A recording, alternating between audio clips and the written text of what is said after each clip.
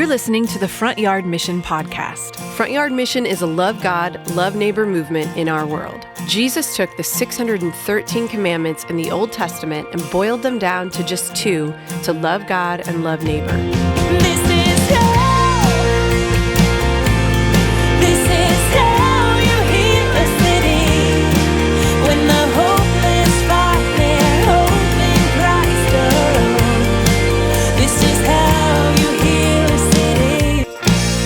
Welcome, listeners, to the Front Yard Mission podcast.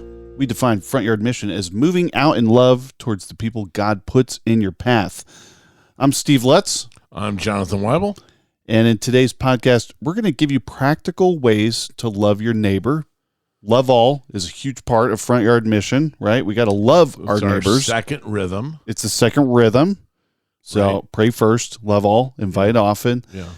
And so, Jonathan, really important that we know practically how to love our neighbor, but I think it'd be good if we set a foundation here. Just when we talk about love, what are we talking about exactly? Yeah, well, the word love can have many different meanings and not all being equal. Like, for example, Steve, I can love my wife and I can also love cheesecake, but hopefully those aren't equal. There's not equal passion. I could think of all kinds of consequences if that would become disordered. Oh, yeah. So I'm in big trouble if I love cheesecake more than my wife. But in the Greek, there's 4 different words, and we all know this. We've heard this before, but there's philios, which is brotherly love. There's eros, which is more of a erotic sexual love. There's storge, kind of a family, a father towards a son or a daughter, or a mother towards a son and a daughter. And then there's agape love, and that's kind of the what we're going to focus on in Front Yard Mission is agape love. And it appears in the NIV version of the Bible. It actually appears the word love appears 551 times. That's a lot of love. Lot of love. And the highest form of that, is agape love, and it's used most often in the New Testament. Think of what would you say, Steve, is the most famous verse in the entire Bible? Got to be John 3:16. John 3:16, right? It says, "For God so loved," or "For God so agape the world that he gave his one and only Son, whoever believes in him shall not perish but have eternal life." Yeah. And what we focus on in Front Yard Mission is the Great Commandment. And when Jesus brings the Great Commandment up in Matthew 22, Jesus replies to, what is the greatest commandment in the law? And Jesus replies, "Agape the Lord your God with all your heart and with all your soul and with all your mind." This is the first and greatest commandment. And then the second is like it. Agape your neighbor, or love your neighbor as yourself. All the law and the prophets hang on these 2 commandments. So agape love is a tall order, and it doesn't come, I don't know about you, it doesn't come naturally to me. It's not something I can really conjure up in myself. But agape love expects no reciprocation, nothing in return. It lays its life down for another. It's the love that prefers the other person over self, the love that covers a multitude of sins. We can go on, Steve, but it differentiates the believer, or at least it should, right? Yeah, I think so. And, if you've heard the 4 loves distinguished, and of course, C.S. Lewis wrote about the 4 loves. And I think one of the most important points for us to remember here is those other loves might come more naturally. Yeah. A little bit more hardwired into us. Good point. It's not without reason that today we have a lot of confusion in our society, and people basically think of any kind of love as eros kind of love, and things get really confused, right? And I'd say it's based a lot on feeling, right? Yeah, a lot of the passions of the moment, right? Feeling Twitter-pated. Yeah. Other kinds of, all the feels, right? As the kids say. And so when we're talking about love of our neighbors, it's really important to understand what was actually talked about here, so that we make sure we're heading in the right direction when it comes to this love. And I think crucially, and other people have pointed this out many times, agape love is going to require something more supernatural. Yeah. Because it's That's how you love your neighbors.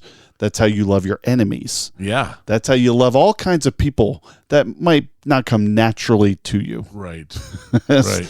And I think so for good reason. It's what marks the real believer. Absolutely. And so, we're commanded to love our neighbor the way Jesus helps us fulfill. Jesus doesn't command anything that he also doesn't supply what we need to do it, right? So we have his indwelling Holy Spirit. And it should also be a motivation for us to love our neighbors, because it is, like we're talking about the greatest commandments here, love God, love neighbor, and it's not just a good suggestion. Right, yeah, right.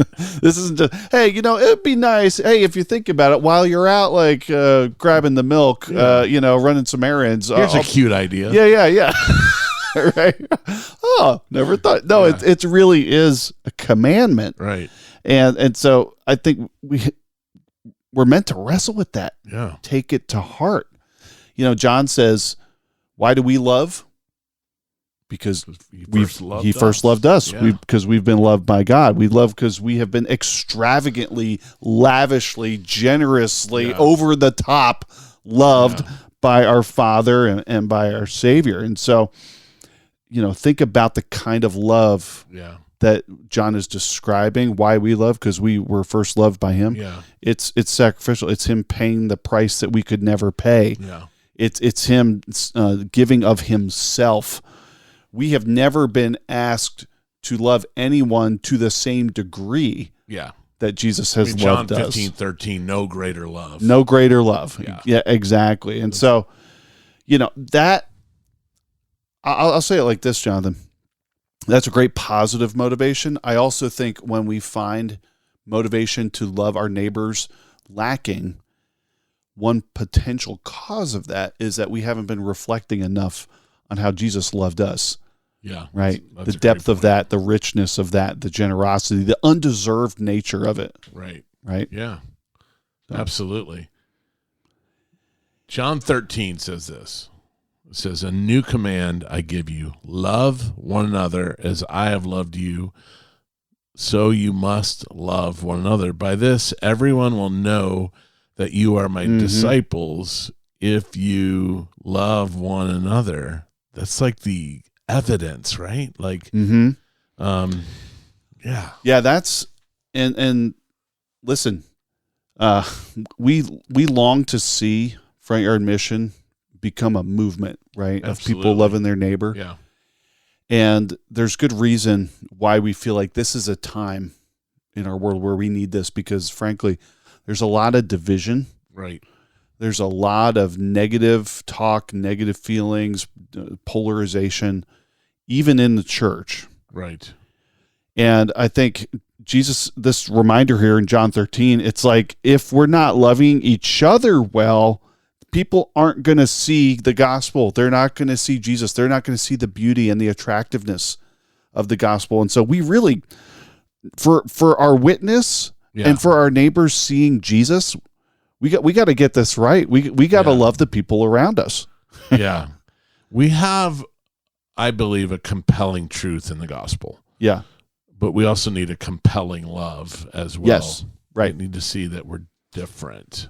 It has to be carried, right? The message has to be carried by people, and those people are called to love, be filled with radical love. Yeah. So I know, Steve, you're like a big fan, and so am I, of Teddy Roosevelt. We're both kind of amateur historians.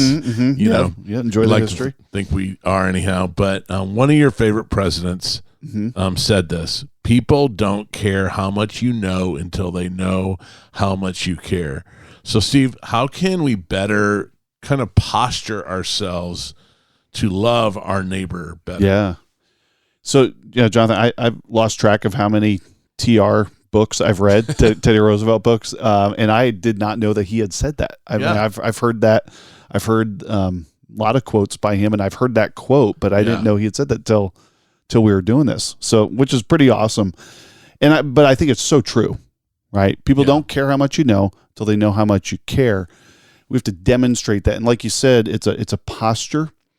One reason we call this Front Yard Mission is because it is both a literal but also a kind of metaphorical move from the backyard to the front yard. Yeah. Right? There is a tendency in our world to kind of do things inside or in the back or private or removed or gated or hidden, right? Right.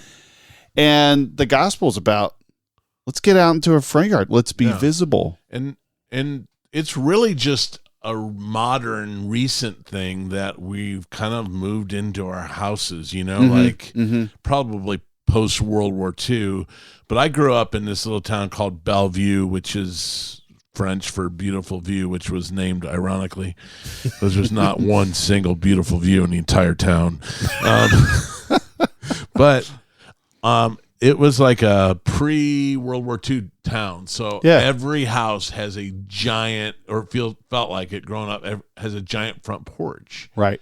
And, we started moving indoors when we got air conditioning and television and entertainment. Instead of spending our nights on the cool of the porch, we would begin to spend our nights inside, but in my little town, like, we lived on our front porch, and that was, our neighbors knew they were invited onto the front porch, and they would come up, and we did a lot of living, and we slept on our front porch sometimes. Yeah. I mean, that's people today. That's like, what? Yeah. So you knew your neighbors. Yes. Yeah. Cause you had like contact with them. And I'm a big believer, like, FaceTime builds trust. Yeah. When we don't like see people, there can be diminishing trust. Right. And so there, in previous eras, right? You mentioned prior to air conditioning, attached garages. Yes. Right. The dominance of screens. Yes. All these things act as more isolating. No surprise. Every study now says people are lonelier and lonelier, more detached. We're more connected. Yeah. We're more isolated. And so, like, quite literally, we've had these conversations like, well, I don't know how to meet with, like, literally, instead of stepping out the back door and onto your patio or whatever, go out front. Yeah. And maybe you don't have a literal front porch, and that's fine, right? And then some people, you live in apartments, right? That's why it's also a metaphor. But where are the gathering spots? Yeah. Where are the places where you can put yourself where you're going to come into contact with others? Yeah. Right. Put Be intentional. In the way of other people. Yeah. In some ways. Mm-hmm. So that's really important. So I think another really important part of this is to be interruptible, right? Yeah. Like, that's a part of love, is being interruptible. Think about, like, Jesus. He was on the way to heal Jairus's daughter. And, the woman who had been hemorrhaging for 12 years, went to all these doctors. Yeah. She reaches out and touches the corner of Jesus, the kanaf, the corner of Jesus' garment, and is healed. And Jesus takes a moment there, and he's like, the power left me, and spends time with this woman before he goes to heal Jairus' daughter. So it's he was interruptible. Yeah. And I mean, no one has ever had a more important calling than Jesus. No one's time has ever been more precious. Yeah. And yet he was constantly interrupting and also saying, hey, disciples, stop trying to shield me from interruptions. Right. Also, the story, when we talk about front yard mission, move out towards the people God puts in your path, move out in love, that's very intentionally drawn from the story of the Good Samaritan, right? There were other people who, the man who was attacked, he was in their path, and they moved to the other side. Yeah. It's not without irony that they were the religious people, right? Very busy doing their religious things, right? I'm too busy serving God to help this dying person. Jesus is pretty pointed sometimes in his statements. And so it's this Samaritan who says, this person is in my path. I should offer help. Yeah. I should move out in love towards them. And so I think that's a great example for us when we think about who is my neighbor, which was, of course, the question that led to Jesus telling that story. One other thought before we go to the break that I just thought of. Front Yard Mission, loving our neighbor should be a team sport. Yes. So we do it with other people. If you think of Mark chapter 2, I believe it is, where the 4 friends lower the guy down to Jesus. They're just getting Jesus into the proximity of this lame dude, and it's a team. Jesus says that he's healed by their faith, like the 4 friends' faith. I think that's a really interesting twist to the story. Very interesting. Yeah. It is. Good stuff. So we're going to take a quick break. And when we come back, we're going to get into some very practical ways to love your neighbor. But first, here's a quick word from our sponsor, Flower Box. The Front Yard Mission podcast is sponsored by the Flower Box.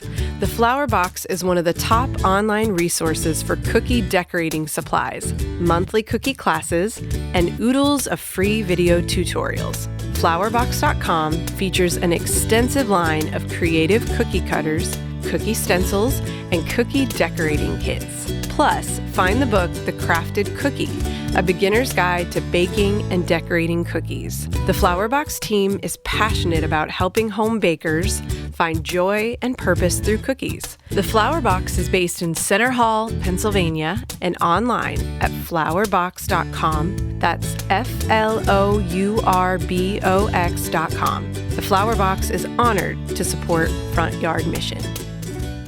Hey, welcome back. Love the Flower Box, Steve. Love Ann Yorks and her team. And Ann and her husband, Topher, are the real deal.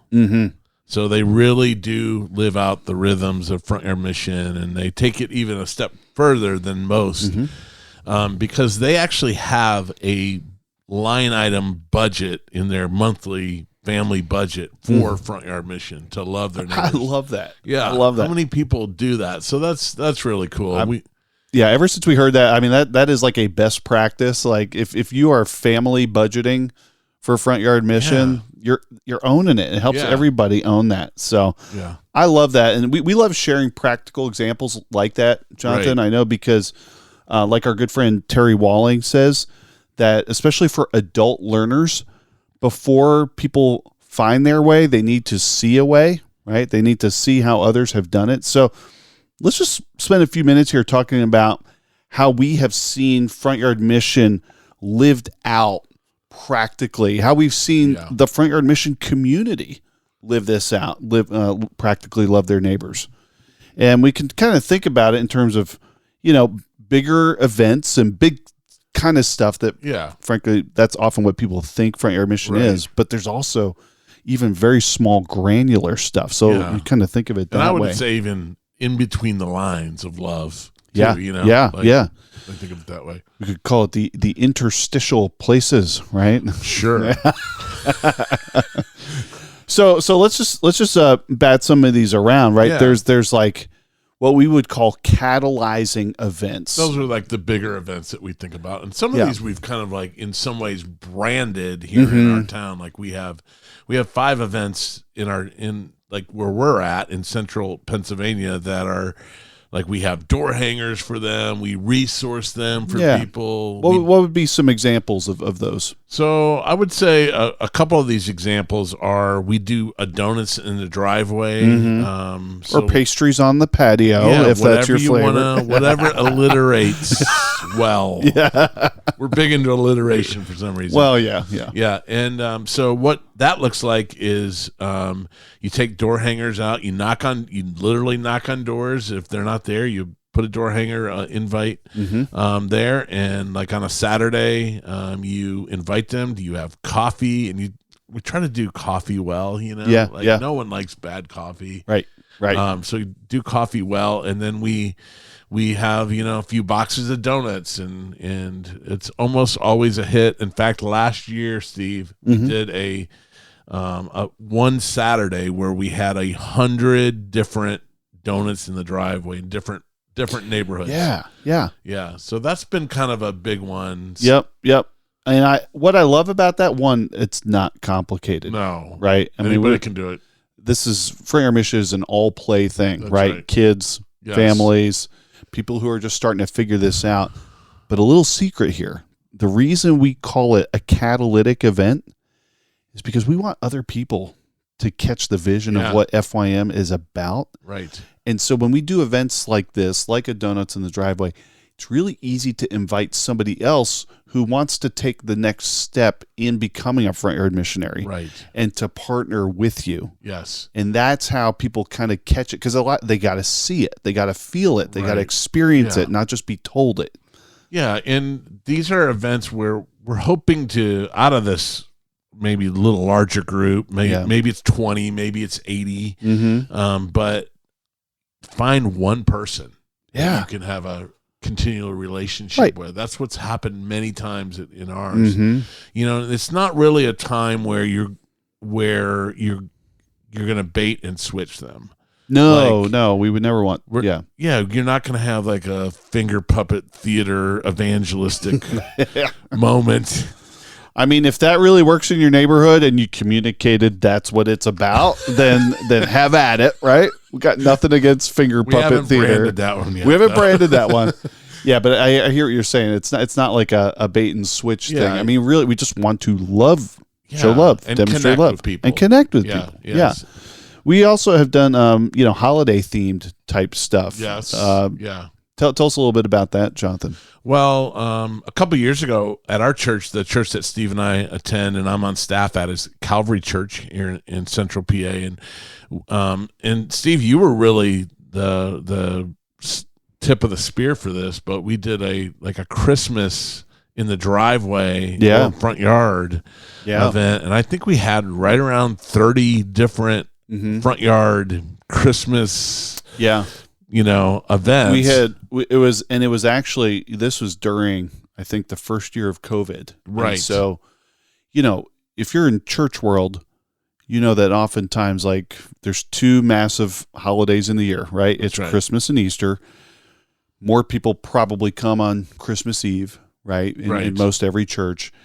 And it's a huge deal. And this is during COVID. So we all know, like, who's the usual game plan of just invite everybody you can think of to come to Christmas Eve. It didn't feel like that was the year for it. And so we said, well, let's take it out to the neighborhoods. So here at PA, it's cold in December. It is. But we said, let's do some Christmas Eve type gatherings. And so many families banded together to pull this off, which I thought was really cool.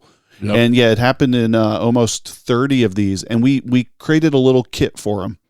Right. So a lot of people are familiar with like the Christmas Eve service where you have the candles. So we gave out a whole bunch of candles. Yeah. We gave them door hangers so they can invite their neighbors. We gave them Spotify list. We created a Spotify playlist so they could sing some carols. Yeah. And, a lot of them had live music, but for a lot of them, right? Yeah. If you wanted that, it was there. A lot of people added like, hey, let's do like a cookie exchange on top of that, have hot chocolate, have coffee. I think one group even had like a Santa.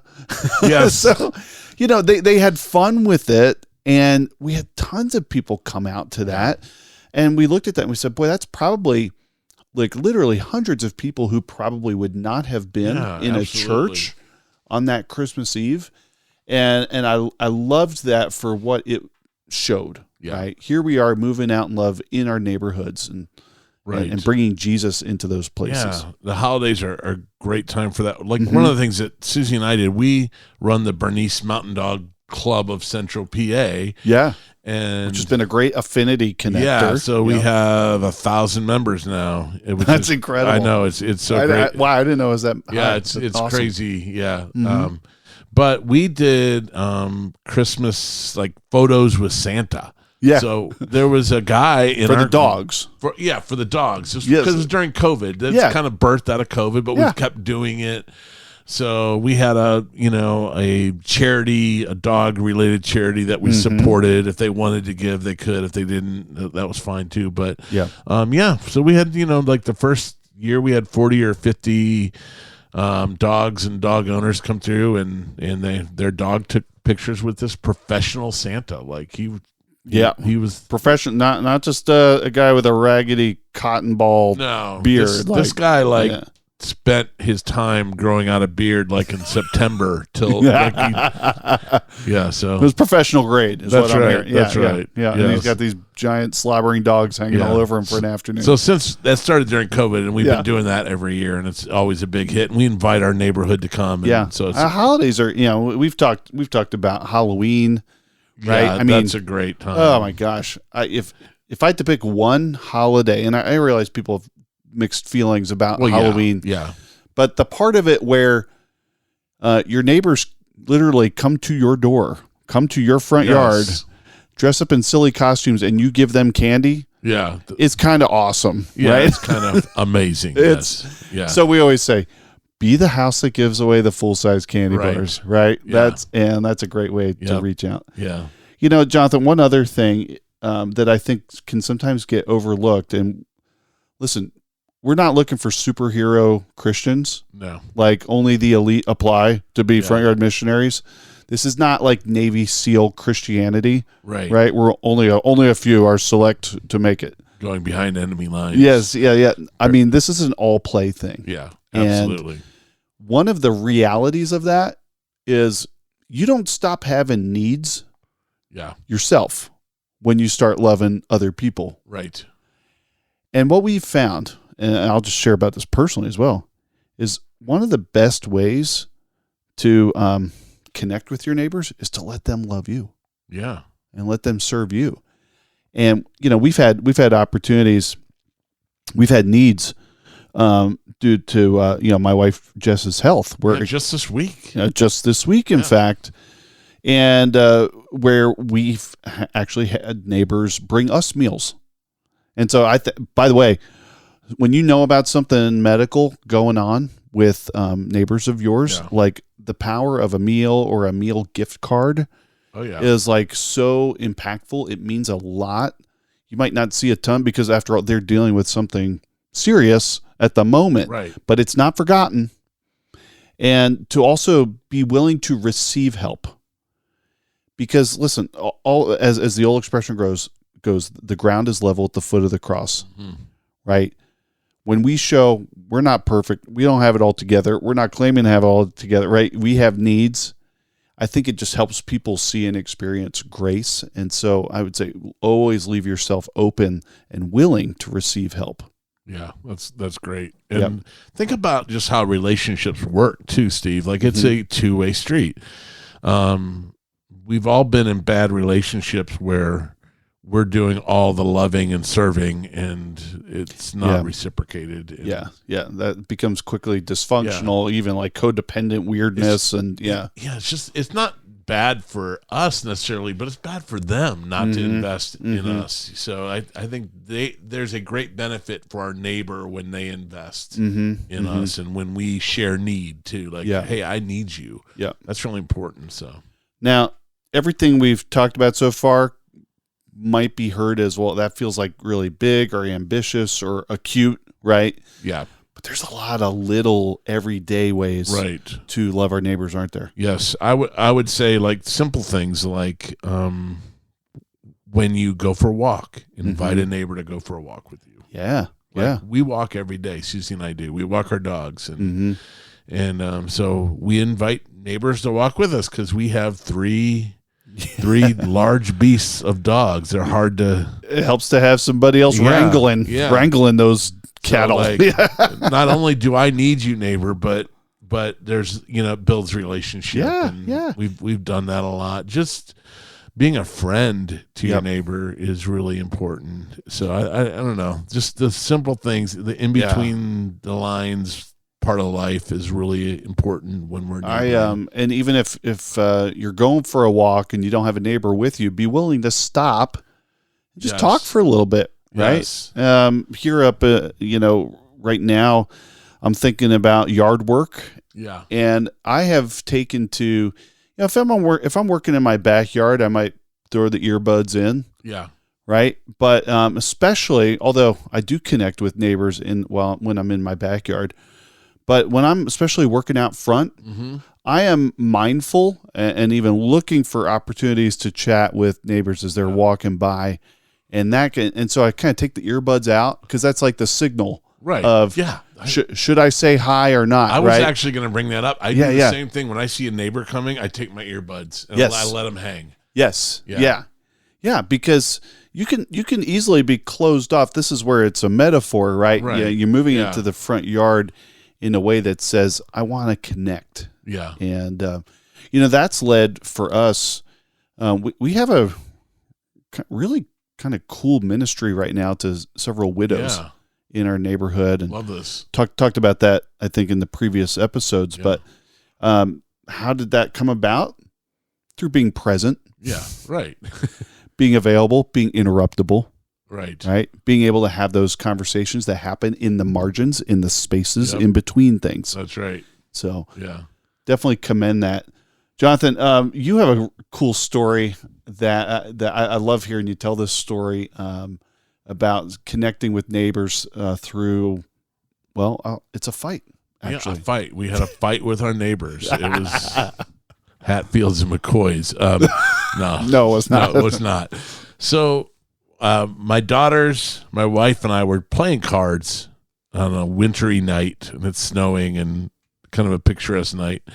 And we look out, and our neighbors who are like, they're college students, grad students, and they're coming home, and we see them out there, and all of a sudden, I think it was my wife said, "Let's get them."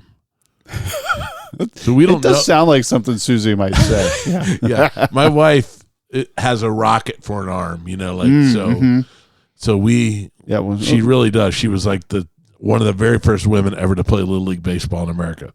1976. Yeah, there was one other girl in California, and so we go outside. We stealthily make snowballs, and just as about they're ready going inside, all four of us just launch snowballs at our neighbors, and a couple of them connect, and all of a sudden we have this war going on with our neighbors, a snowball fight, and we don't really know them yet. That's the thing. I don't know that we. I mean, it was gutsy. Yeah. This could have gone sideways. So anyhow, it's kind of like the front line is the street, and so we keep moving back and retreating and moving forward and having a great time laughing but this kind of started out a relationship with them that was really cool over the years, and I found out that the woman that lived there, young lady, that she talked to me about playing piano. She used to love to play piano. She wished she had a piano.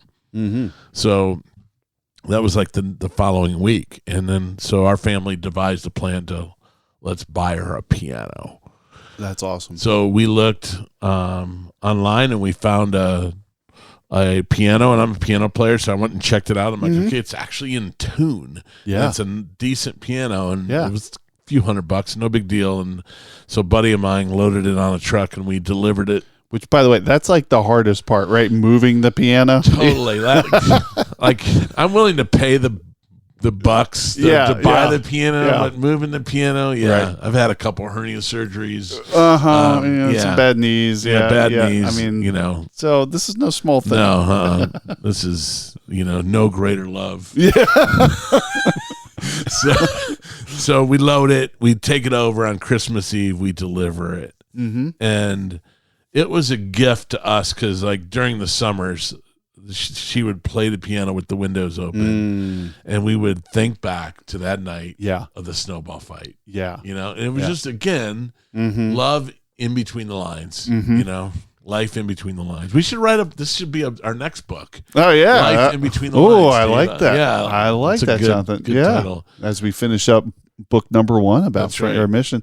And what I love about that was, I think all these kind of love all moments, big or little, right? They all entail a little bit of risk. I mean, let's be honest. Yes. Right. We'll talk more when we talk about invite often. There's definitely risk there, and there's reward. But even that, you took a risk. The snowball fight. You even took a risk, like providing this piano. But by getting to know them, by being interruptible, right? By listening well, you were able to love in a way that was deeply meaningful and impactful. Nothing says I love you more than an ice ball in the face. It's my junior high boy coming out. Yeah. In this case, that was true. Yeah. So awesome. Well, we look forward to continuing these conversations, Jonathan, and in our next episode, we will get into the third rhythm, invite often. We'll see you next time. Go to Amazon.com and pick up your copy of our book, Front Yard Mission: How to Start a Love God, Love Neighbor movement in your neighborhood. If you're interested in learning more about Front Yard Mission, find us at frontyardmission.com or join our Facebook or Instagram community where you can find tips, stories, and encouragement to help you with your front yard mission. The Front Yard Mission podcast is sponsored by The Flower Box, produced by Nick Baumhart, and hosted by Steve Lutz and Jonathan Weibel. Our theme music, How to Heal a City, was written by Jonathan Weibel. I'm Trisha Brock. See you next time.